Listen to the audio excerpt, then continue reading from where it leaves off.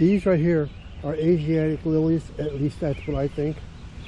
But look how big that one is. It just amazes me how big these things get. That's as big as a child's head.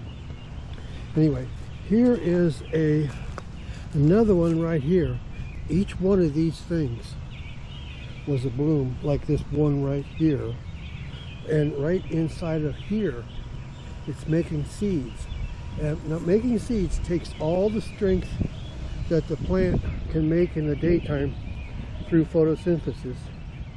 But if you cut that off right here with something nice and sharp, like a nice, I'll admit I have used grass trimmers sometimes, but you know when it's this thick here, you almost need something more sharp, more pruning or pruners.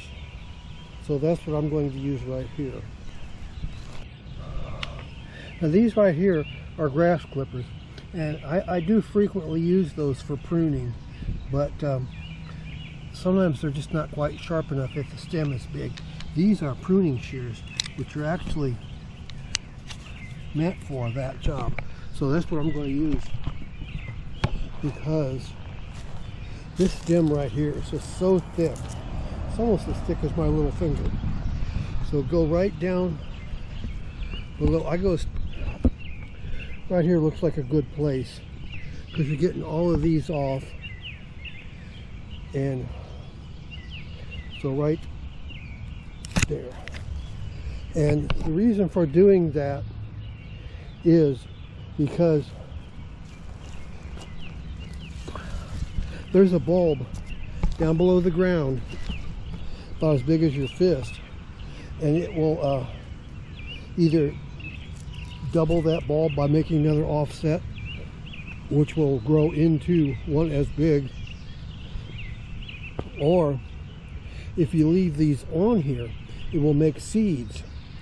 And the problem with the seeds is they take, even if they germinate, which I don't know whether or not they will, they take so long to grow into a plant, and it's just easier to let the bulb double in size. And these will grow into little clumps if you can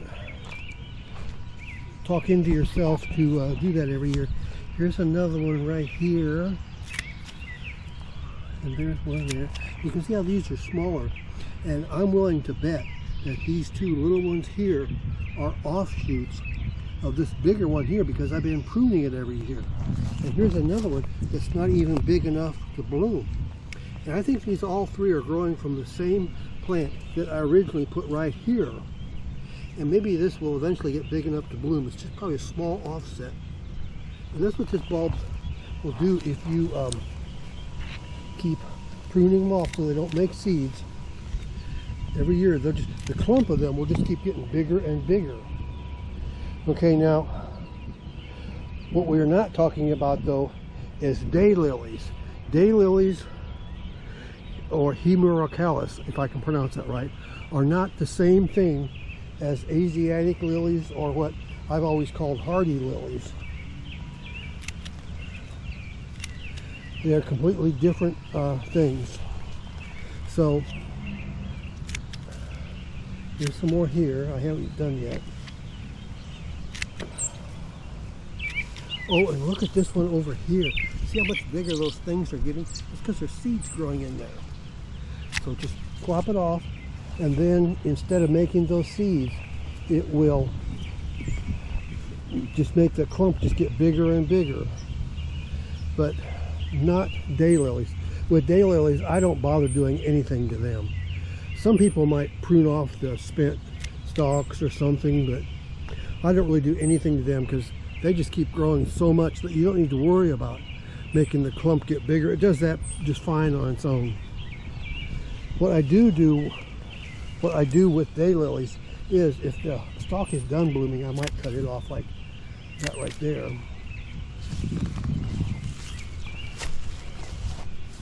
Because there's a lot of stalks here. There's one that's got a bloom on it, but there's a lot of stalks here that are all done blooming. And there's not going to be any more blooms off of those.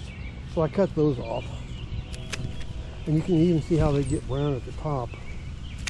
And I leave all the organic material in my garden.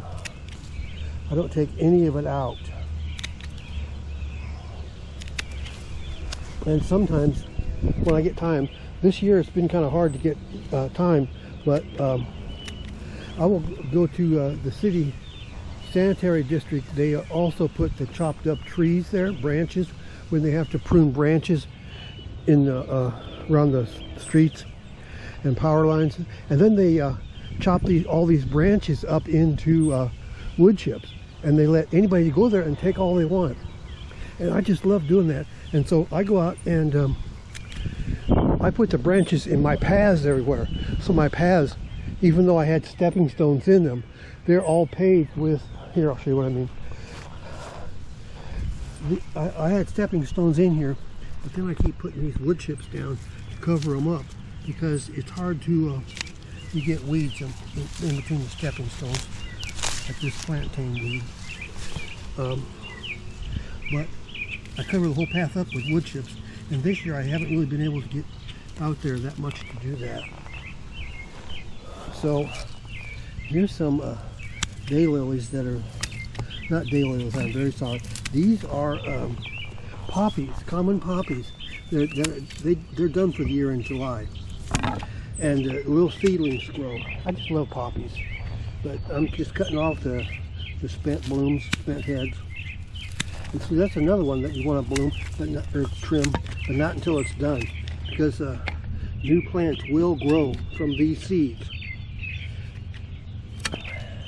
and they'll fill up the whole meadow if they're growing in the wild. There is a story about World War I where the war had torn up this field so much that it was, after the war was over, or the battle was over, it filled up with poppies, because the earth had been torn up so much that it exposed all these poppy seeds. And it was so beautiful having this whole field filled with these just common poppies that this guy wrote a poem about it, and the poem was in Flanders. I mean, the field was in Flanders, and so it was called Flanders Field. And that was the poem was about all the soldiers that died in World War I in that battle. And now, even to this day, veterans sell these poppies that are original on Veterans Day, and these poppies are originally symbolizing the soldiers that gave their lives for their country in Flanders Field. Here's another one that I need to prune. Right here is where you prune it, and that keeps these seeds are growing in here. It gets bigger and bigger with the seeds growing in there, but you're better off to let this clump increase, so you get like several of them. See how we got several of them growing right here? Or only planted one. So just clip it off right below where all the little various stalks come into one. Right there. As high as you can, but where it's just one stem.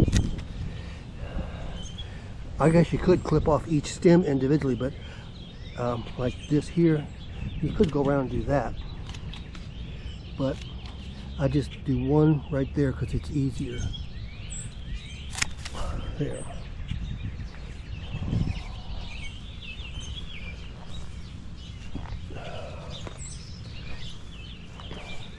These are yellow. They call them daylilies because they only bloom for one day. And these are yellow daylilies. I just love them. I think I should put some of them out in my garden. These here are daylilies also, but they are hybrid, and they're called red Stella.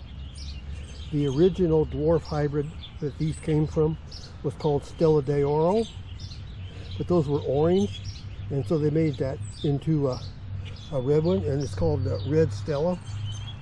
And see how this clump has increased. Daylilies don't need any help increasing. They do just fine. So this is an Asiatic lily, and this is a daylily. Completely different things.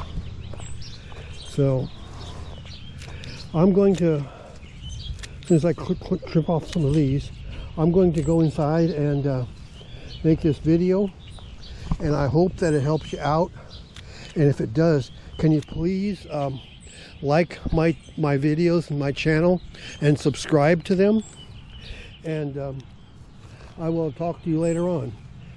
Goodbye, and good luck with your garden. Now, I hope you have as much fun as I did. And here, before you go, this is a tiger lily. These little things here are bulbules, and new lilies can grow from them, but I've never tried it because I just let them increase into big clumps. Anyway, subscribe to my channel and like this video, and I will talk to you next time. Bye.